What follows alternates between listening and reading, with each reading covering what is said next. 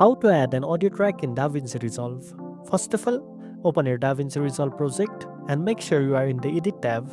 This is where you will be working with both video and audio tracks. Next, you will see Audio 1, but there may be no sound in it if the video has no audio. So to add the track, go to the media pool and import the audio file you want to use. You can do this by right-clicking inside the media pool and selecting Import Media, pressing the shortcut Ctrl+I, or simply dragging your audio file directly into the pool from your file browser. After the file is in the media pool, drag it onto the timeline, and the audio will play along with the video. Now, to add another audio track, right-click in the empty space of the timeline area. From the drop-down menu, select Add Track, and you can choose mono, stereo, or other formats. This will create a new audio track line below your video tracks.